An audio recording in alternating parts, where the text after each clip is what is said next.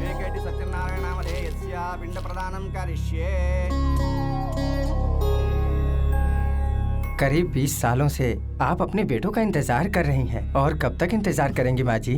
वक्त बदल सकता है तो इंसान भी बदल सकता है। मैं आखिरी सांस तक उसका इंतजार करूंगी। इनकी पवित्र आत्मा और आपके मन की शांति के लिए लगता है भगवान को ऊपर से नीचे आना ही पड़ेगा।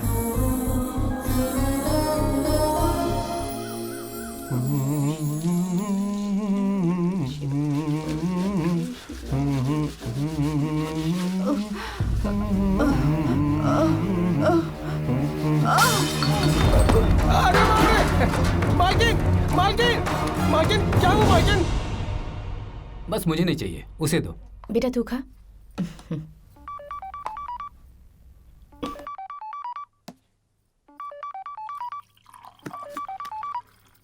जानकी। माँ, कैसी है माँ? मैं ठीक हूँ, तुम सब कैसे हो? बेटा तू क्या कर रही है वहाँ पर? मालकिन को 2 दिन पहले चक्कर आ गया था, वो गिर गई थी। 2 दिन से माँ जी हॉस्पिटल में रही, आज ही वापस आई हैं। माँ जी, से जा। माँ, अब तबीयत कैसी है? अब मैं बूढ़ी हो रही हूँ ना, भगवान बुलाना चाहता होगा। माँ, ये कैसी बातें कर रही हो? मैं तुम सबको एक साथ देखना चाहती थी बेटा, पर तुम सब क्या चाहते हो ये कभी नहीं सोचा। इसलिए अब मैंने जायदाद का बंटवारा करने का फैसला किया है। इतनी जल्दबाजी क्यों कर रही हैं आप? इसी बहाने मैं तुम सबके साथ कम से कम 2-4 दिन रह लूंगी। मैं अपनी बेटियों को, दामादों को, पोतों को, सबको देखने के लिए तड़प रही हूँ।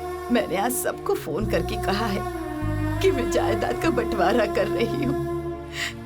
20 साल पहले जो झगड़ा हुआ, दामाद जी का अपमान हुआ, उन्हें समझाकर तू किसी भी तरह उन्हें लेकर यहाँ आ जा बेटी।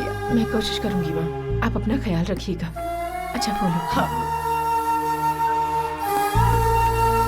जिस दिन उस ऑफिसर ने हमसे 20 एकड़ की जमीन मांगी, उसी दिन मेरी माँ का फोन आ गया कि आकर जायदाद के बंटवारे की सेटलमेंट कर लो।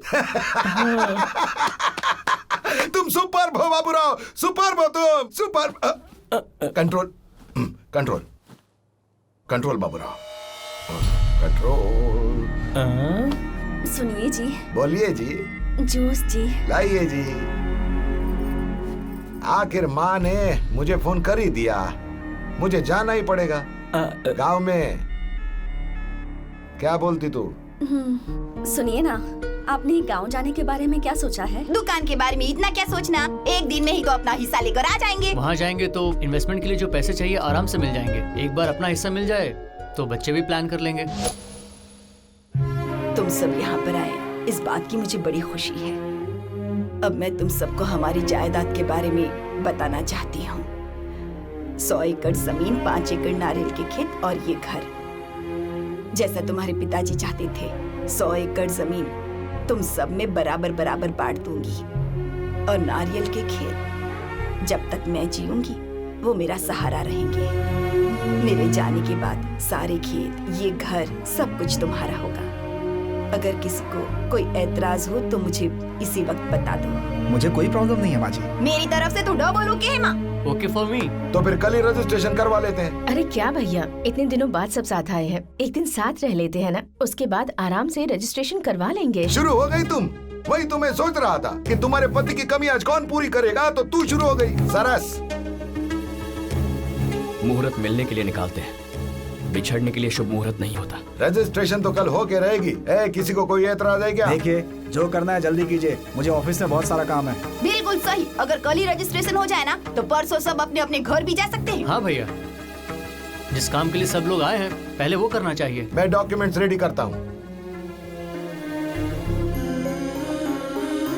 अरे किशोर। हाँ बोलिए सर। सुनाई दे रहा है? हाँ जरा सर। मेरा एक काम कर दे। ठीक है कल सर। शाम की 4 तत्काल टिकट बुक कर दे, जल्दी करना।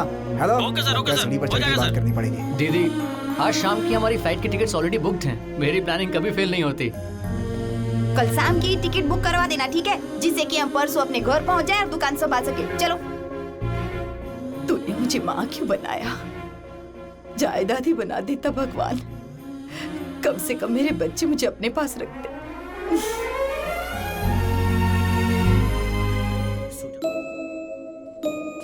क्या सोच रही हैं? आज नाना जी होते तो कितना अच्छा होता, यही ना? अगर नाना जी होते तो वो मुझसे भी ज्यादा दुखी होते। क्या कह रही है नानी माँ? आपके बच्चे आ गए, उनके बच्चे भी आ गए, पूरे घर में चहल पहल है। आपको और क्या चाहिए? जब तक तुम नहीं आए थे मैं बहुत दुखी रहती थी बेटा। सोचा करती थी कम से कम जायदाद हासिल करने के लिए तो तुम लोग 2-4 दिन मेरी आंखों के सामने रहोगे, लेकिन सबको कल ही जाना है। दीवारों पर लगा रंग भी सूखा भी नहीं है। नानी माँ, आप उन सबको रुकने के लिए क्यों नहीं कह देती? तुम्हारे नाना जी ने सबसे कहा था कि हम मिलजुल कर रहेंगे, लेकिन फिर भी सब 20 साल पहले ही बिछड़ गए। अब मेरे कहने से यहाँ कौन रुकेगा बेटा? कोई नहीं रुकेगा, कोई नहीं रुकेगा।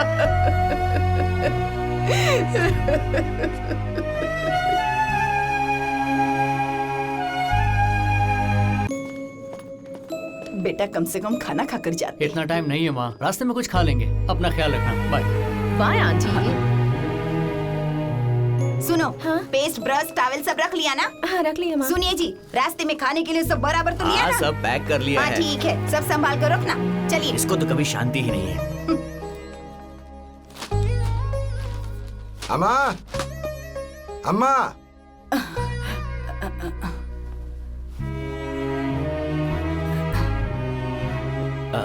अम्मा, आती हूँ डैडी।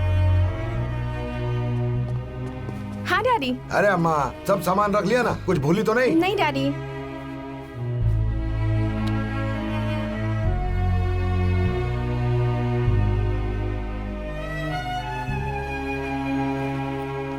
बेटा शांति। जी माँ जी। तुम्हारे पति को ये लड्डू बहुत पसंद है, लेकर जाओ। कोई जरूरत नहीं है? जब इस घर में मेरी कुछ इज्जत नहीं तो सामान भी नहीं चाहिए। आपका दिल बेशक बड़ा होगा, लेकिन मुझे उस दिल में वापस मत डालना। चलो सब लोग जल्दी, सब दिखावा है।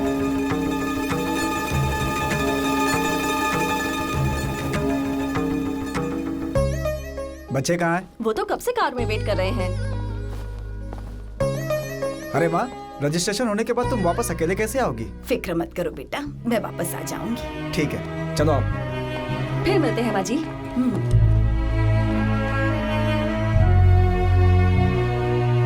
सब रेडी है ना? हाँ सर, तैयार है। सब कुछ तैयार है सर। ये ले, इधर साइन कर। इधर? ठीक है।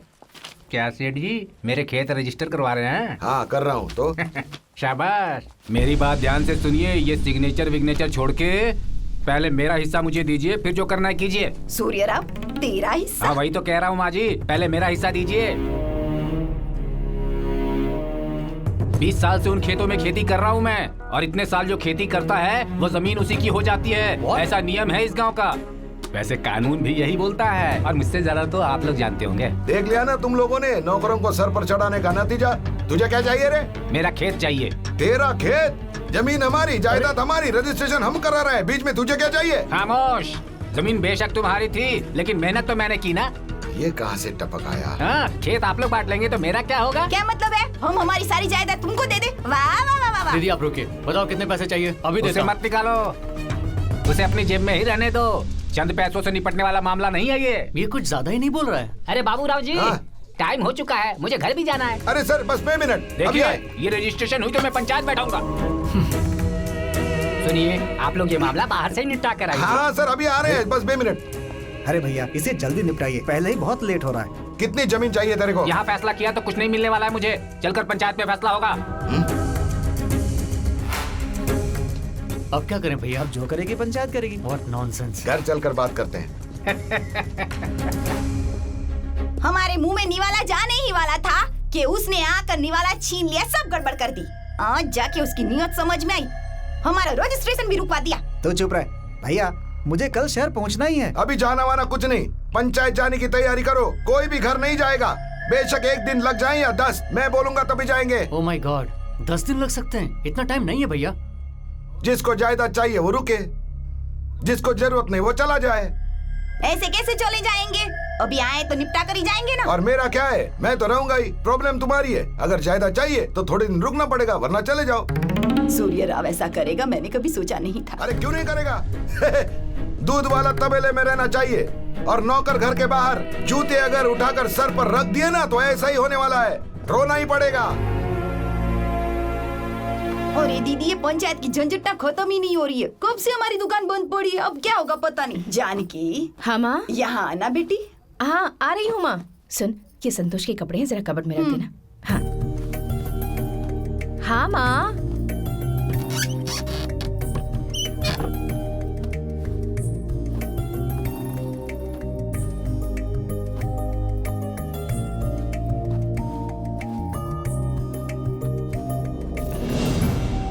और ये तो मेरा नेकलेस है, पर इधर कैसे आया?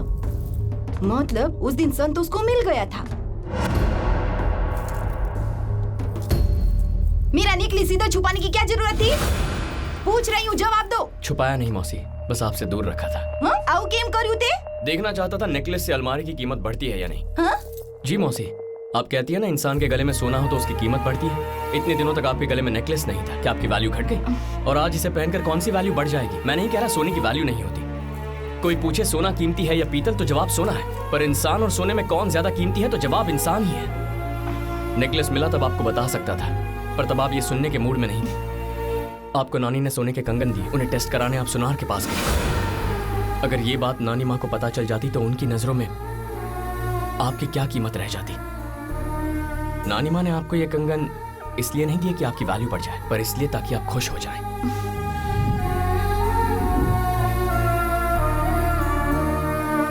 चिल्लर की दुकान चलाती हूँ ना बेटा, इसके लिए सोच भी वैसी ही हो गई है। सामान की कीमत तो होती है, पर आज समझ आया कि इंसान की कीमत ज्यादा होती है। सोना नहीं हो तो चलता है, लेकिन सोने जैसा दिल न हो तो मुश्किल होती है। मुझे माफ कर दो संतोष। मौसी क्या बात कर रही हैं? हाँ। थैंक यू बेटा। इसकी पिक्चर देखकर तो हम लोग जिंदगी भर हंस सकते हैं। हाँ, सच कहूं। इस टेंशन भरी दुनिया में हंसना बहुत मुश्किल है। छोटे थे तो कितने खुश थे। सच कह रहा हूँ, अगर वो दिन वापस आ जाए ना तो वाह, जिंदगी का मजा आ जाएगा। टाइम मशीन होता तो बैठकर पीछे चली जाती, एक बटन दबाती तो पिछली खुशियाँ वापस आ जाती। कितना मजा आता ना। कोई काम नहीं था, सिर्फ खाना पीना, पिक्चर देखना और गप्पे मारना, इसी में पूरा दिन निकल जाता था। वो दिन ही अलग थे। काश वो दिन फिर से जी पाते। जी सकते हैं, बस नियत होनी चाहिए। जानी, हमारे पास नियत है, तुम हमें रास्ता दिखाओ, चलो। हम कभी भी खुश रह सकते हैं, कहीं भी खुश रह सकते हैं, हर उम्र में खुश रह सकते हैं। कोई समझायो नहीं बेटा। Lock your age. Lock your age? कोई नया सॉफ्टवेयर है क्या? नया ऐप लॉन्च हुआ है क्या? ना कोई सॉफ्टवेयर है, ना कोई ऐप है। आपके संतोष के लिए संतोष ने ये गेम बनाया है, मेड इन इंडिया। इस गेम के लिए कोई मशीन नहीं चाहिए, बस इंसान का दिल चाहिए।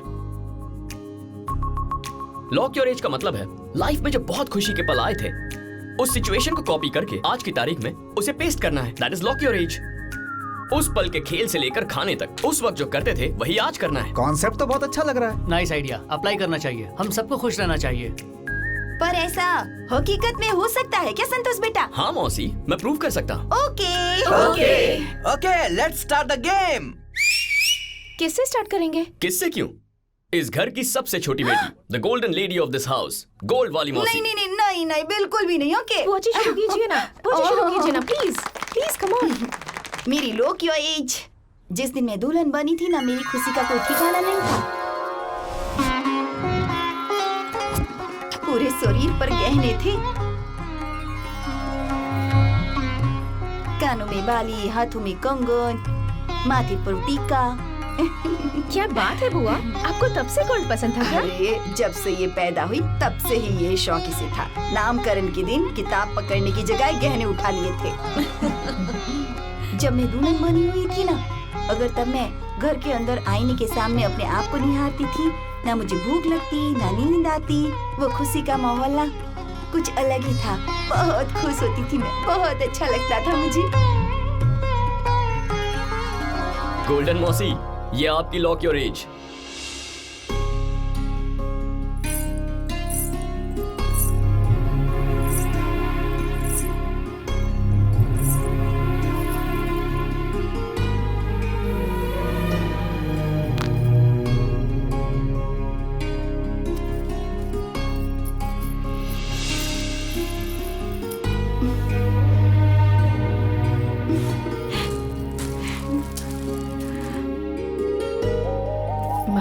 छोटी को ये कहने भी दे दो। देखो माँ, कैसी एकदम सोने की गुड़िया जैसी लग रही है ये। बेटा, सोने की लालच में सोने जैसे लोगों को ही अनदेखा कर दिया।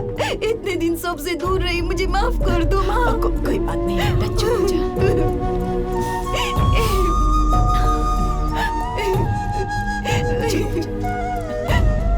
दीदी, अरे बच्चे की तरह क्या रो रही है? चुप हो जा।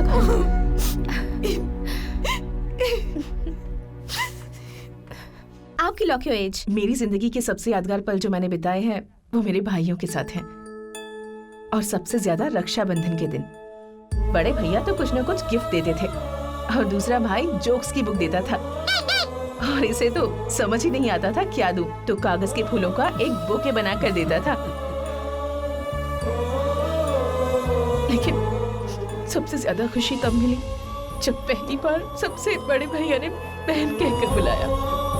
वो जो खुशी थी ना, मुझे तब भी महसूस नहीं हुई जब मेरे बेटे ने मुझे माँ कहा।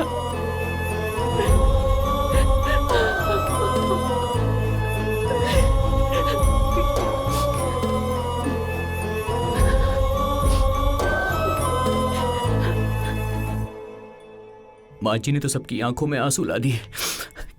क्या बढ़िया कॉन्सेप्ट था यार। तो अब the one and only US मामा। मेरे सबसे अच्छे पल थे माय इंटरमीडिएट डेज। गांव में सुबह होते ही जैसे ही मेरी साइकिल निकलती, सीधे सत्यम थिएटर के पास जाकर ही रुकती थी। तब मुझे मैथ्स, फॉर्मूला, स्टेप्स कुछ भी याद नहीं रहता था, लेकिन मिथुन के डांस स्टेप्स परफेक्टली याद रहता था। एक इंसिडेंट जो मैं कभी नहीं भूल सकता। हम सब लोग मूवी देखकर वापस लौट रहे थे, तभी सामने से प्रिंसिपल साहब आ गए। चल भाई। हाँ चलो। Good morning sir. क्यों रे, पिक्चर कैसी थी? सर नहीं सर। आजकल तू बहुत पिक्चरें देखने लगा है। क्लास में किसी और को बोल के अटेंडेंस करवा देता है। घर जा, आज तेरे पिताजी एक्शन पिक्चर दिखाएंगे। चल जा यहाँ से। सर। Useless fellow. उस दिन मुझे लगा कि आज तो मेरा काम तमाम हो चुका है। घर पहुंचते ही पिताजी पिटाई करेंगे, पर घर जाने के अलावा कोई चारा भी नहीं था। फिर मैं डरते डरते घर आया। चोर पकड़ा गया। फिर दादाजी ने क्या बोला? क्या बोला होगा, एक घुमा कर दिया होगा, है ना मामा?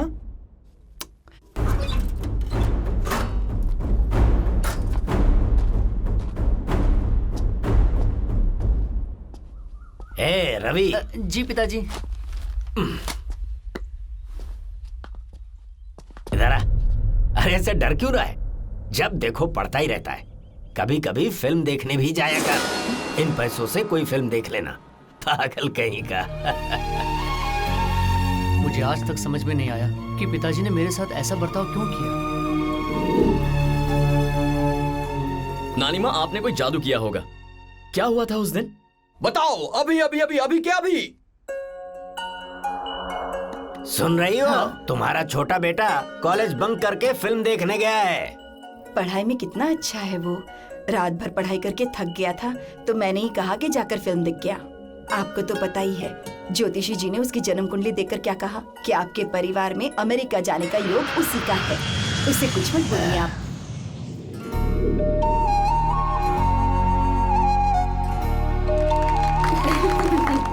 लॉक योर एज का कॉन्सेप्ट अब भी फॉलो करता हूँ। यूएस में आज भी कोई पिक्चर रिलीज होती है तो मैं वो जरूर देखता हूँ। अब बेंगलुरु के बादशाह बेंगलुरु मामा। मामा जी आप डायरेक्ट बोलोगे या सबको फोन घुमा घुमा घुमा के बोलोगे? ए पप्पू, हाँ चुपचाप बैठ वरना इसी लो मैं फोन से चुप हो गया। मारूंगा। मामा जी कंटिन्यू। मेरा लॉक योर एज टाइम जब मैं 8th क्लास में था तो मेरी माँ ही मेरी जान थी। बस माँ के आगे पीछे घूमता रहता।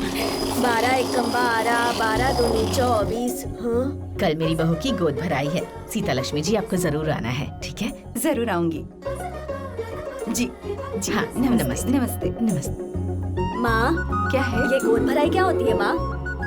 उनकी बहू को ना बच्चा होने वाला है, इसलिए गोद भराई की रस्म करनी है। हाँ, अगर ऐसी बात है तो हमारे घर में भी गोद भराई होनी चाहिए। किस लिए? 2-3 दिन में हमारी गीता को भी तो बच्चा होने वाला है ना। हाँ? अरे गाय की भी कभी कोई गोद भराई होती है क्या? बात तो बच्चों वाली थी, लेकिन मेरी माँ को छू गई।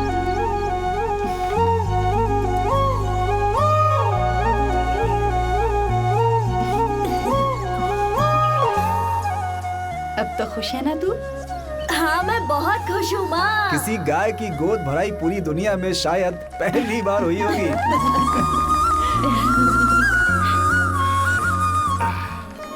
और अब प्रिंसेस ऑफ दिस विलेज महारानी सीता लक्ष्मी जी। नानी की लॉक योर एज तो जरूर बचपन की कहानी होगी। नहीं, जरूर जवानी की होगी। नो, आफ्टर मैरिज शादी के बाद होगी। सही कह रही हूँ ना दादी माँ? ए, तुम सब अपने ऑप्शंस मत बताओ। नानी माँ आप बताइए।